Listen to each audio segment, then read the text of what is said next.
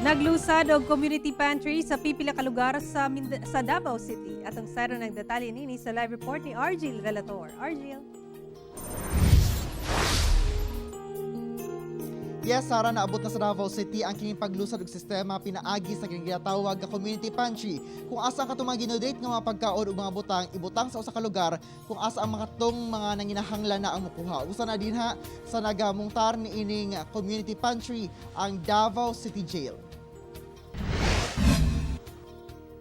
Inspired sa maginhawa pantry sa kauluhan, gilusad ni Jail Captain Edo Lubenya ang community pantry sulod mismo sa Davao City Jail Male Dormitory.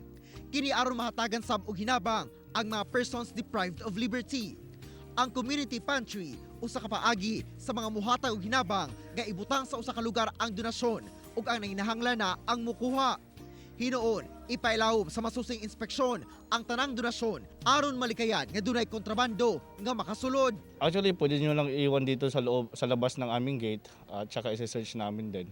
Kasi protocol namin. Saka at the same time, pwede rin via GCash. Nagtukod sab ang usa ka establishmento o community pantry sa Rojas Avenue sa Davao City. Gisugdan ako diri sa Rojas para pod ma-aware ang tanan na pwede pod nila sugdan sa ilang mga barangay o para karong pandemya ang mga walay makaon or ang mga walang-wala naay chance na naay pagkaon pinaagian natin community pantry.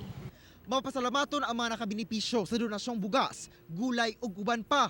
Nakuha siya ng tabang, sir, kay kanang nakuan mo po ko, natanggal ko sa trabaho pag itong pag-COVID. May na lang namin pansudan. Salamat ko sa kuan. Tabang. Wala na. Wala nag-drive, sikat lang. Dako og gamay butang man ang imuhang idonar. Dako na kini og tabang sa mga nanginahanglan. Busa walay angay nga ikaulaw sa pagdonar base sa imong kakayahan ug mukuha base na sab sa imuhang panginahanglan. Abli ang Rojas Community Pantry Lunes hangtod Domingo gikan alas 10 sa buntag hangtod na alas 9 sa gabi. Sara, alang adto sa mga buot mag-donate, i-drop off lamang kini sa mga areas kung asa nagapahigayon og community pantry ug panawagan pod ngadto sa katawhan nga dili mag-abusar og magkuha lang, depende lang gayud sa inyong gikinahanglan. Sara. Okay, daghang salamat, Argil Relator.